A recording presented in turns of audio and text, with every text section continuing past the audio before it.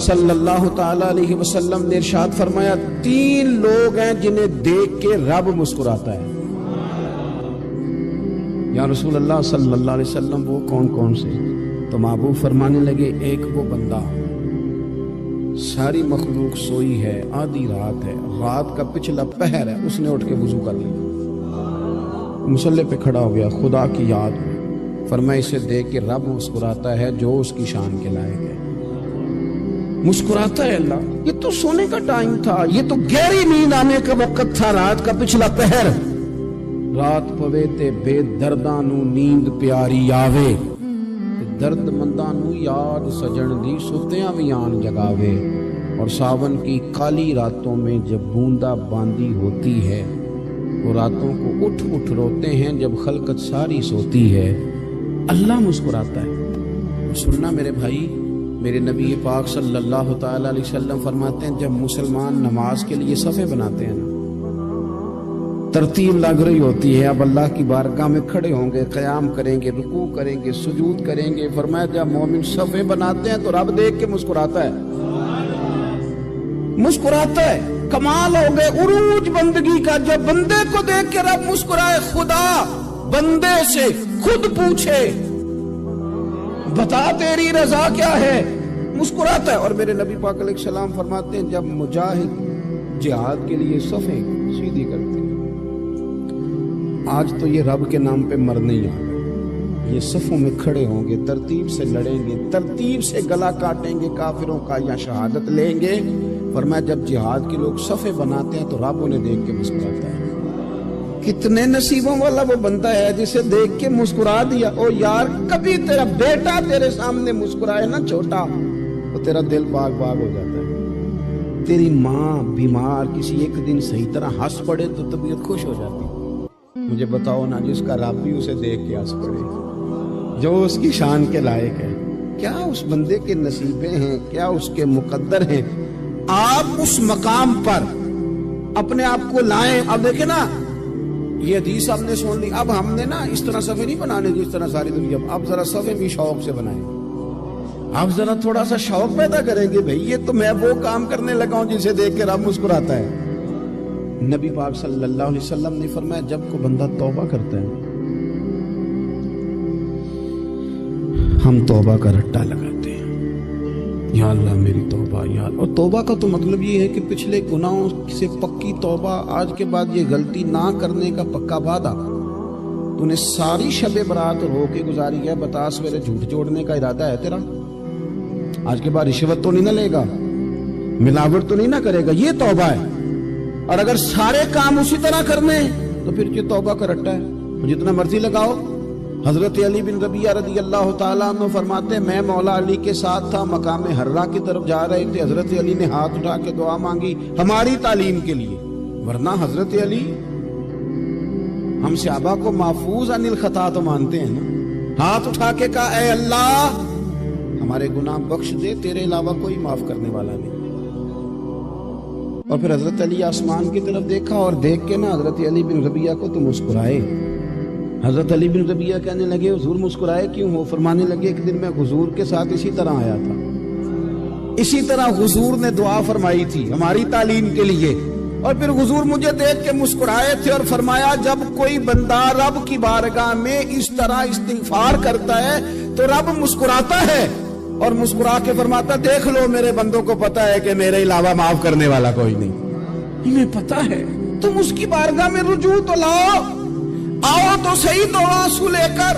اقبال کہتے ہیں کہ موتی سمجھ کے شان کریمی نے چن لیا، قطرے دو گرے میرے ار کے انفاق، دو میں نے آنسو بہائے تھے تو اس کے کرم نے تو موتی سمجھ کے چن لی۔ سنو نا حضور اس استغفار کو، اللہ کو یار رات کو توبہ کر کے سونا چاہیے ہمیں۔ کچھ غلطیاں ہم کرنا نہیں چاہتے پر ہم سے ہو جاتی ہیں، کچھ دل ہم توڑنا نہیں چاہتے پر وہ ٹوٹ جاتے ہیں، ہماری مجبوری ہوتی ہے ٹوٹ جاتے ہیں۔ رات کو اس کی بارگاہ میں ہاتھ باندھ کے کشکول طلب دراز کر کے خوب استغفار پڑھنا چاہیے کہ مالک بندے ہیں نا کیا کریں، نفس کا ساتھ ہے، دنیا کا ساتھ ہے، خواہشات نفسانیہ، مالک معاف کر دے۔ درد سے توبہ، رسم نہ ہو، کہانی نہ ہو، لفظ نہ ہو، جملے نہ ہو، اور جناب ایسے لوگوں کے بیچ بڑے ہاتھ باندھ کے اور بڑا کوئی ضرورت نہیں، آپ اکیلے اپنی چارپائی پہ بستر کے اندر منہ دے کے بھی درد سے کہیں گے نا معاف کر دے تو وہ تو مہربانی بڑھائے۔ میرے نبی پاک صلی اللہ علیہ وسلم مثال دیتے ہیں، فرمایا ایک آدمی صحرا میں جا رہا، صحابہ سے حضور خطاب کر رہے ہیں، فرمایا ایک آدمی صحرا میں جا رہا تھا، اس نے اپنی اونٹنی پہ کھانا پانی پیسے ہر چیز رکھی ہوئی تھی، صحرا تھا بہت بڑا، درمیان صحرا کے گیا تو تھوڑا سا سستانے کے لیے آرام کرنے کے لیے اونٹنی سے نیچے اترا، اب اس نے اونٹنی کی لگام اونٹنی کی نکیل اپنے سرہانے کے نیچے رکھی، ہاتھ کے ساتھ پکڑی اور سو گیا۔ تھوڑی ہی دیر کے بعد جب اس کی آنکھ کھلی تو دیکھا اونٹنی غائب ہے۔ صحرا میں وہ پیدل نہ آگے جا سکتا ہے نہ پیچھے جا سکتا ہے، نہ دائیں نہ بائیں، کھانے کو روٹی نہیں، پینے کو پانی کا قطرہ نہیں، تھوڑا ادھر بھاگا ادھر بھاگا، تھک گیا۔ کریم محبوب فرماتے ہیں وہ پوری طرح نڈھال ہو گیا اور مایوس ہو گیا، معاذ اللہ، مایوس ہو کے دوبارہ اسی جگہ آ کے لیٹ گیا جہاں پہلے لیٹا تھا، انتظار کرنے لگا کہ اب موت ہی آئے گی، آخری وقت ہے، نہ میں پیدل یہ صحرا کراس کر سکتا ہوں، نہ پیچھے جا سکتا ہوں، نہ کھانا ہے نہ پانی ہے، سوائے موت کے کوئی سہارا نہیں۔ حضور فرماتے ہیں وہ رستے میں دوبارہ لیٹ گیا، اچانک اس نے رخ بدلا تو اونٹنی سامنے کھڑی تھی۔ حضور نے صحابہ سے پوچھا بتاؤ نا اسے بھلا کتنی کو خوشی ہو؟ یا رسول اللہ جسے نئی زندگی مل گئی ہے۔ آپ دیکھیں نا سارے ڈاکٹروں نے کہہ دیا کہ اس کے تو گردے معدہ جگر ہر چیز ختم ہے، گھر لے جاؤ خدمت کرو، ہر طرف پریشانی ہے، وہ بندہ بھی سمجھ گیا ہے کہ آخری وقت آ گیا، کل جاؤں پرسوں جاؤں، تیاری ہو گئی، سب لوگ آ گئے، باہر والے بھی آ گئے، یہ ماحول ایک عجیب رنگ اختیار کر گیا۔ اچانک ایک ڈاکٹر نے آ کے کہا نہیں نہیں غلطی لگ گئی تھی۔ مجھے بتائیے انداز کیا ہوتا ہے؟ بغیر دوائی کے بندہ اٹھ کے کھڑا نہیں ہو جاتا، او میں تو بچ گیا ہوں۔ نبی پاک صلی اللہ علیہ وسلم فرمانے لگے اس کی اونٹنی مل گئی، بتاؤ بھلا اسے کتنی خوشی ہوگی؟ یا رسول اللہ وہ تو دوبارہ دنیا میں آ گیا۔ حضور فرمانے لگے اسے کچھ بھی خوشی نہیں ہوئی۔ جب کوئی رب کا گناہگار بندہ آ کے توبہ کرتا ہے، رب کو اس سے کئی گنا زیادہ خوشی ہوتی ہے۔ میرا بندہ آ گیا، میرا بندہ آ گیا، میرے گھر آ گیا، اس نے آنسو بہائے ہیں، اس نے کہا اللہ میں تیرا ہی ہوں، تیرا ہی رزق کھاتا ہوں، تیری ہی زمین پہ رہتا ہوں، تیرے نام سے میری سانسیں چلتی ہیں۔ وہ آ گیا۔ فرمایا اس اونٹنی والے سے زیادہ رب کو خوشی ہوتی ہے جب گناہگار آ کے توبہ کرتے۔ گناہگاروں کے آنسو اس کی بارگاہ میں بڑے مقبول ہیں، لیکن ہم رسم ادا کرتے ہیں، توبہ نہیں کرتے، ہم اپنے آپ کے ساتھ دھوکہ کرتے ہیں، جھوٹ بولتے ہیں۔ ہم بندہ کوئی ناراض ہو جائے تو ہمیں کو نہیں نیند آتی، اس کے گھر چلے جاتے ہیں۔ ہم اپنے سارے رشتوں کو تعلقات کو مینٹین کر کے رکھنے کے عادی ہیں، ہمیں پتہ ہے کہ وہاں میں نہیں جا سکا تو بیٹا بھیجتا ہوں، فلاں شادی پہ میں نہیں جا سکا تو بھتیجا بھیجتا ہوں، بھائی بھیجتا ہوں، ہر تعلق کا ہم نے خیال رکھا کوئی روٹھ نہ جائے۔ لیکن کمال ہے نا، یہ نہیں سوچا کہ اگر رب روٹھ گیا تو جب وہ روٹھ جائے نا تو سارے رشتے بھی بندے کے پاس موجود ہوں تو کوئی کرامت نہیں ہوتی، پھر کروڑوں روپیہ جیب میں ہوں تو ڈاکٹروں کی دوائیاں اثر نہیں کرتی۔ وہ روٹھ جائے تو پھر انسان اس طرح سے پھسلتا ہے کہ بڑے بڑے اس کے پاس دروازے ہوتے ہیں پر کسی جگہ اس کا ہاتھ نہیں لگتا۔ خدا را سنو، نبی پاک صلی اللہ علیہ وسلم کے پاس مہمان آ گیا، بخاری مسلم ہے، حضور نے ازواج مطہرات کے گھروں میں پیغام بھیجا کچھ چیز ہے ضیافت کے لیے؟ یا رسول اللہ کچھ بھی نہیں، یہ دو جہاں کے شاہ ہیں اور پاس کچھ رکھتے نہیں، دو جہاں کی نعمتیں ہیں ان کے خالی ہاتھ۔ یا رسول اللہ کوئی چیز بھی نہیں۔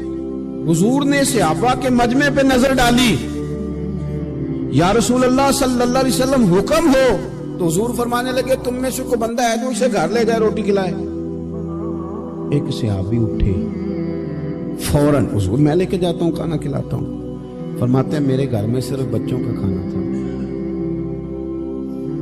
یہ نہیں کہ فریزر بھرا ہوا ہے نعمتوں سے، صرف بچوں کا کھانا، یہ نہیں کہ کسی کو دیکھ کے اپنی ہنڈیا پہ برتن دے لیا، صرف بچوں کا کھانا۔ کہتے ہیں گھر گیا، بیوی سے کہا کیا کیفیت ہے؟ کہنے لگی بچوں کی روٹی ہے۔ میں نے کہا بچے سلا دے،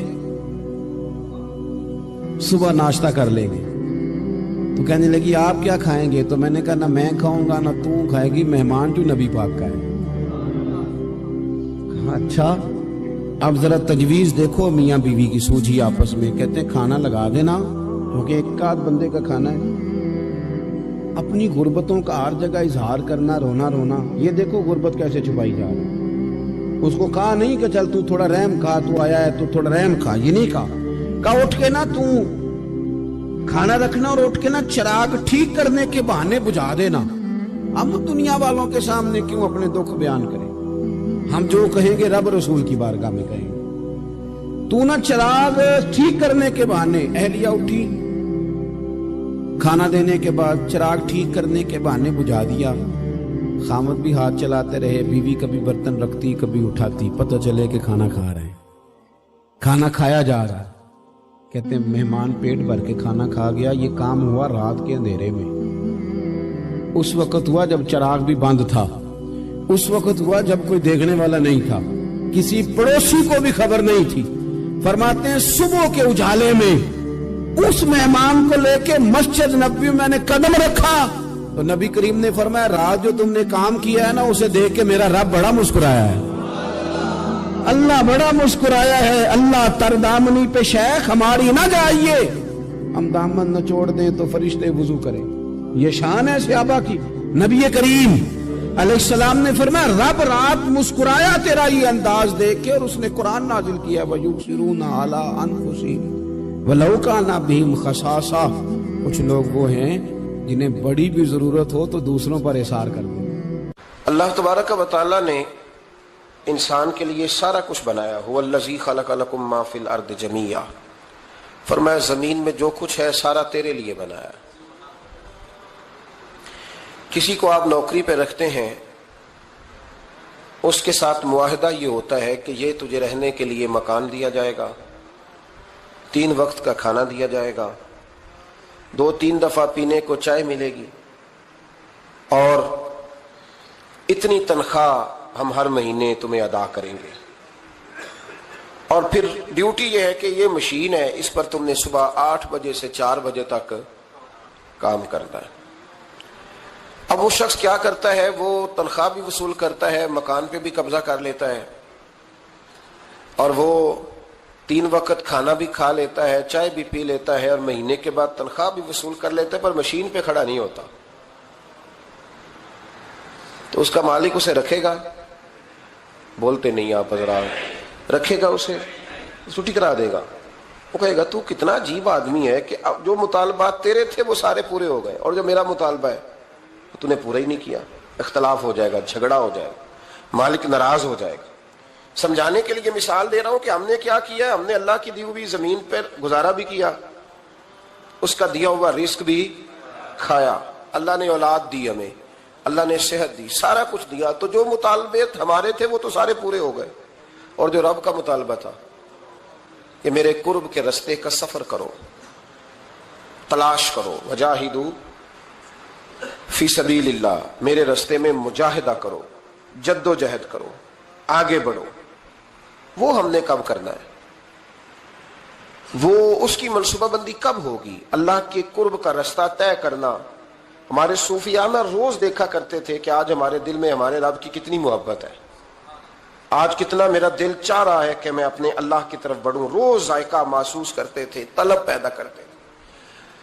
हमारे मिजाजों के अंदर हर चीज की तलब पैदा हो गई है, लेकिन वो जो एक खास ज़ौक था ना अल्लाह के कुर्ब का, उसकी चाहत, उसकी तलब, उसकी तरफ बढ़ना, महसूस करना कि मेरा रब है, महसूस करना कि मैं किसी का बंदा हूं, मुझे कोई रिस्क देता है। हमारे सूफिया, औलिया, सहाबा, अहले बैत, अंबिया ये हर वक्त महसूस करते थे कि मैं कोई शुतरे बेमुहार नहीं, कोई मेरा है जो मुझे बनाने वाला है, जो मुझे नवाजने वाला है, जो मुझे अता करने वाला है। वो अपने रब की चाहत करते, अपने रब से मोहब्बत करते, अपने रब की तलब पैदा करते, शौक बढ़ाते रोज इबादत का। उनके अंदर एक जज्बा था जो रोज परवान चढ़ता था। 5 नमाजें पढ़ने के बावजूद वो इशराक पढ़ते, चाश पढ़ते, तहज्जुद पढ़ते, सलातुल लैल पढ़ते, वो कुरान पाक की तिलावत करते। फिर भी कभी उनका ज़ौक आता तो वो दुनिया से कट के मुसल्ले पे आके बैठ जाते। लेकिन वो दर्द, वो जायका, वो कैफियत, वो चीजें मान पड़ती जा रही हैं।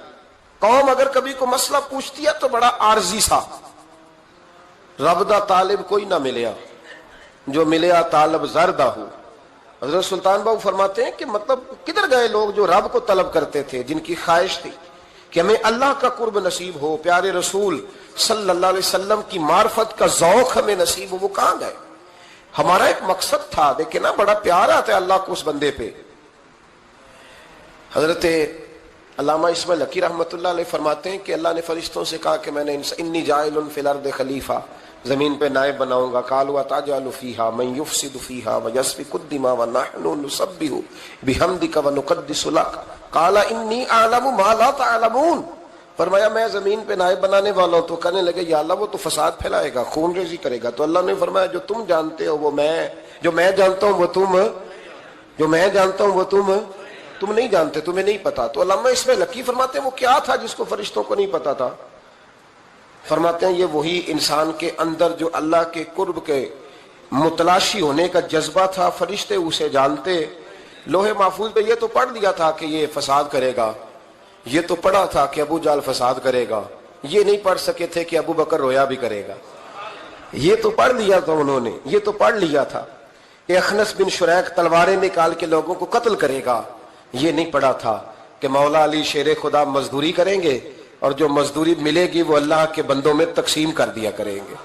یہ تو انہوں نے پڑھ لیا تھا کہ ابو البختری، ابو لہب یہ لوگوں کے گلے کاٹیں گے، پر یہ نہیں پڑھا تھا کہ عثمان غنی رضی اللہ تعالیٰ عنہ قحط کے زمانے میں بھی کروڑوں کا مال اللہ کے راستے میں خرچ کر دیا کرے گا۔ وہ جو انسان کے اندر طلب ہے، وہ جو تڑپ ہے، وہ جو شوق ہے، وہ جو کیفیت ہے، وہ جو معرفت کا نور ہے، یہ اللہ کو بڑا ہی پسند ہے، یہ بڑا ہی پسند ہے۔ اس لیے حدیث قدسی میں رب فرماتا ہے مجھے تلاش کرنا ہو تو ٹوٹے ہوئے دلوں میں تلاش کیا، ٹوٹے ہوئے دلوں میں۔ اب وہ میں معرفت کی کیا بات کروں گا، پہلے تو میں کیا کر سکتا ہوں، لیکن اگر میں کروں بھی کہیں سے چلو پڑھ کے تو کروں کہاں؟ میں تو ابھی تک لوگوں سے 5 نمازوں کا وعدہ لے رہا ہوں۔ وہ معرفت کی بات، قرب الہی کا راستہ، وہ تو بڑی دور کی بات ہے، وہ تو بڑی آگے کی ہے۔ ابھی تک تو ہم یہ وعدہ لے رہے ہیں کہ داڑھی رکھ لو گے، سچ بولو گے، حلال کھاؤ گے۔ مطلب وہ جو ہمارے بزرگوں نے لکھا، وہ جو جذب ہے، وہ جو کیفیت ہے، وہ جو عبادت ہے، وہ جو تڑپ ہے، اور وہ پھر جو ایک مقام ہے کہ انسان اپنے رب کی اس طرح عبادت کرے کہ وہ اپنے رب کو دیکھ رہا ہے، وہ جو ایک مقام ہے۔ اور کم از کم یہ نہ ہو تو حضور فرمانے لگے اتنا تو ہو کہ رب تجھے دیکھ رہا ہے، لیکن وہ تو درجہ ہے نا بڑا آگے، ہم اسے بڑا آگے کی بات تصور کرتے ہیں، لیکن حضور نے اپنی امت کے لیے اسے ضروری قرار دیا۔ بھائیو تھوڑا سا نا آگے اٹھ کے، مطلب بڑے بڑے آدمی بن گئے ہم لوگ، بڑے بڑے آدمی کیسے بن گئے کہ جس کے پاس پھوٹی کوڑی نہیں ہوتی تھی اس کے اکاؤنٹ میں کروڑوں آ گیا تو وہ کہتا میں بڑا آدمی بن گیا۔ جس کے پاس سائیکل نہیں تھی تو اب وہ 1.25 کروڑ کی کار پہ پجاروں پہ بیٹھتا ہے تو کہتا ہے میں بڑا آدمی۔ تو اس طرح تو انسان بڑا نہیں بنتا، بڑا تو تب بنے گا جب تیرے دل میں رب کی معرفت بڑی ہوگی، جب اللہ کا قرب بڑا ہوگا، جب تم متلاشی ہوگا اس کے راستے کا۔ بہت سارے راستے ہیں اللہ کی طرف جانے کے، لیکن 3 باتیں قرب الہی کے لیے ہمارے بزرگوں نے بڑی زبردست لکھی ہیں۔ سب سے پہلی بات یہ ہے، صوفیاء فرماتے ہیں کہ اگر رب کا قرب چاہتے ہو تو ہر وقت اپنے رب کی رحمت کی امید رکھا کرو۔ خوش نہیں ہوئے آپ اس بات سے؟ ہر وقت اللہ کی رحمت کی، اور فرماتے ہیں دل سے امید رکھا کرو اور زبان سے اپنے رب کی رحمت کا ذکر کیا کرو۔ ہر وقت کہا کرو کہ میرا اللہ بڑا ہی مہربان، میرا اللہ بڑا ہی کریم۔ ہمارا پتہ کیا حال ہے؟ شکر بھی شکوے کے انداز میں۔ کیا حال ہے؟ کہتے بس جی بس شکر ہے الحمدللہ۔ تو یہ کون سا شکر ہے جی؟ یہ تو آپ نے کہا ہے کہ بڑا تنگ ہوں میں اپنی زندگی، یہ شکر ہے؟ ہر وقت یہ کہے کہ میرا اللہ بڑا ہی قریب ہے۔ دیکھیں نا بسم اللہ شریف ہر کام سے پہلے معنی کیا ہے؟ بسم اللہ الرحمن الرحیم، یعنی تو کہہ اس رب کے نام سے جو بڑا ہی مہربان ہے، جو نہایت ہی رحم کرنے والا ہے۔ ہر وقت کہہ کہ میرا اللہ بڑا مہربان ہے، میرا اللہ بڑا رحم۔ ہر وقت وہ خاص ذوق، وہ درد، وہ شوق، بس تو کہے کہ یار جو اللہ نے مجھے دیا ہے وہ شاید اللہ نے کسی اور کو دیا ہی نہیں۔ تیرا یہ ذوق بنے، تیرے اندر اللہ کی رحمت کے ساتھ خاص تعلق پیدا ہو۔